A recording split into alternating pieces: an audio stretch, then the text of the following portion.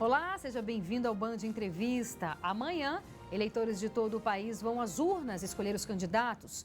Cada eleitor terá que votar em 6 nomes na seguinte ordem: deputado federal, deputado distrital, no caso daqui do DF, 2 senadores, governador e presidente. Mais de 147 milhões de brasileiros e brasileiras estão aptos a votar, o que significa um aumento de 3,14% em comparação às eleições de 2014. A maior parte do eleitorado é formada por mulheres. Elas representam 52,5% do eleitorado. Eles formam 47,5% dos eleitores. É um momento democrático onde vamos às urnas decidir o futuro do nosso país. Mas alguns eleitores ainda têm dúvidas. Por exemplo, como fazer para votar branco ou nulo e qual a diferença entre um e outro? Enfim, são várias as dúvidas e para ajudar os nossos eleitores, nós convidamos o advogado especialista em direito eleitoral, José Eduardo Alckmin. Alckmin, vem cá, por favor. Muito obrigada pela sua participação aqui no nosso programa. Muito obrigado. Um momento tão importante para todos nós. Sem dúvida. É um momento, como dizem, da festa democrática, um momento da democracia, onde a gente pode exercer essa democracia realmente. É exatamente isso, né? Hoje, ou melhor, o dia das eleições é o dia da responsabilidade dos eleitores, porque deve corresponder a uma opinião refletida, porque terá consequências na vida de todos nós. É verdade. E para isso quero cumprimentar a Bandeirantes por essa iniciativa, porque o mais importante é que o eleitor esteja bem informado de como votar e quais as consequências do seu voto. É isso mesmo. E o senhor falou que é uma coisa que é muito importante, porque o voto é individual, mas a responsabilidade que eu tenho ali é de eleger alguém, eu tenho essa possibilidade de eleger alguém que vai ser responsável não só pela minha vida, mas o coletivo, né? Então tem que ter isso. É importante que a gente tenha esse olhar responsável diante daqueles que merecem ou não o nosso voto. Olha, eu sou de um tempo que não se votava. Quando eu completei 18 anos, eu fui eleitor aqui no Distrito Federal.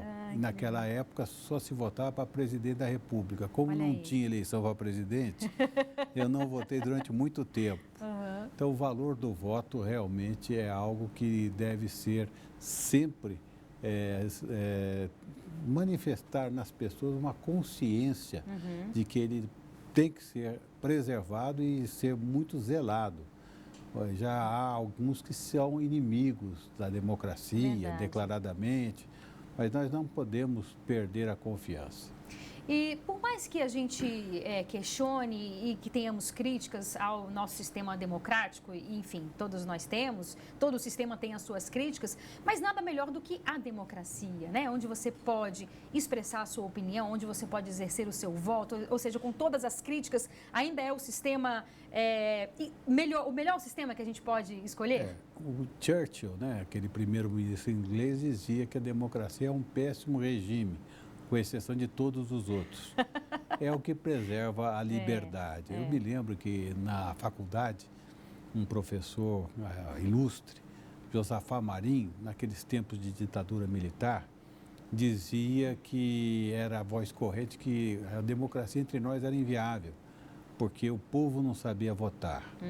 E ele completava, mas aprenderá a votar votando. É isso mesmo. Eu acho que esse é um aprendizado de dia a dia. É isso mesmo. E as pessoas tendo consciência que o seu voto vale, e vale muito, acho que exercerão esse direito com muita responsabilidade. Sim. Nós vivemos um momento de muita polarização no nosso país, né? Hoje a gente tem aí, tudo indica, de acordo com as pesquisas, que os 2 candidatos que vencerão, que passarão para o segundo turno, é claro que se tiver o segundo turno, enfim, tudo pode acontecer, mas se tiver o segundo turno, de acordo com as pesquisas, nós temos 2 candidatos, podemos dizer, de uma certa extremidade, né? Assim, de uma certa polarização.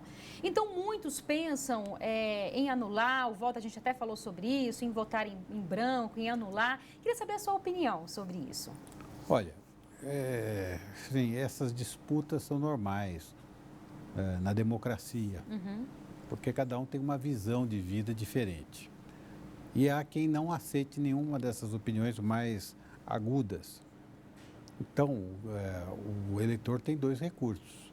É aquele que acha que nenhum candidato é aprovável, ele pode votar nulo, porque pela lei eleitoral, com mais de 50% de votos nulos, a eleição tem que ser anulada e repetida. Ou então, se é indiferente e não quer se envolver no debate, pode votar branco.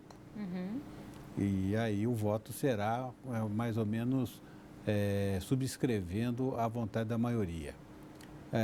Votar nulo, só lembrando, é quando se registra o número de um candidato inexistente e se dá o confirma. Ah, então o nulo? Sim. Um candidato inexistente e eu dou um número que não existe nenhum candidato e eu coloco confirma. Isso eu estou anulando o meu voto. Está anulando o voto. Que essa é a pergunta, desculpa te interromper, do Reginaldo Nicásio Pereira. Nós fizemos uma enquete, então tem algumas perguntas. Então, respondendo a pergunta dele. Quem quiser anular o voto, então é desta forma. Exatamente. O voto em branco tem uma tecla. Exato. Tem aquela tecla que fica...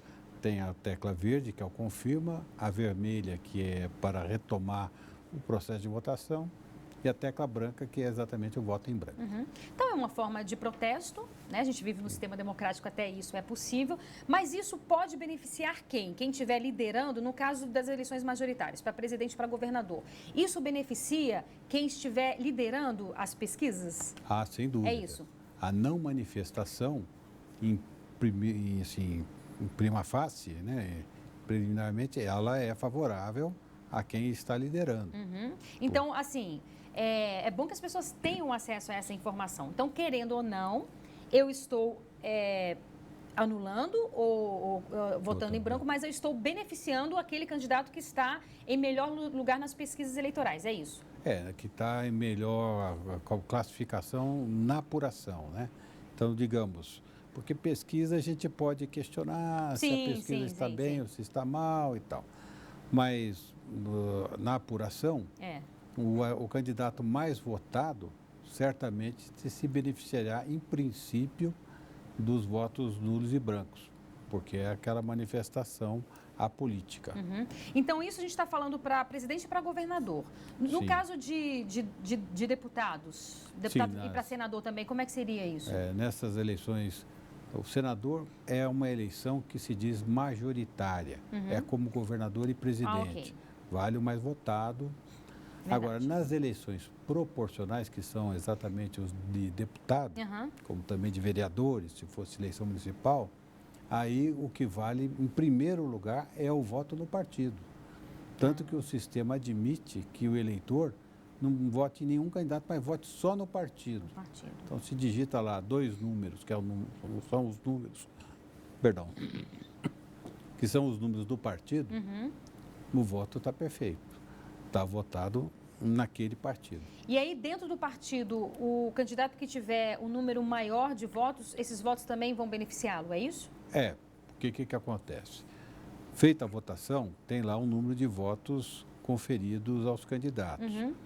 Mas, para efeito de se chegar a um número chamado quociente eleitoral, que é o número de votos válidos dividido pelo número de cadeiras a serem preenchidas, né? Então, faz essa divisão, só se considera votos válidos e não os brancos e nulos. Então, aí dá uma alteração no quociente eleitoral. Aí, determinado o quociente eleitoral, vê-se qual a votação de cada partido. E aí verifica-se o número de cadeiras que cada partido vai ocupar. Entendi. Assim que é uma fórmula matemática, às vezes difícil de explicar, mas basicamente é isso. É isso. Tá bom, e a gente lembra que você também pode participar aqui do nosso programa, a sua opinião é importante para a gente. Mande a sua sugestão de entrevista, anote aí o nosso telefone 99976-9204. E agora, a gente vai para um breve intervalo, é bem rápido, não saia daí, a gente espera você.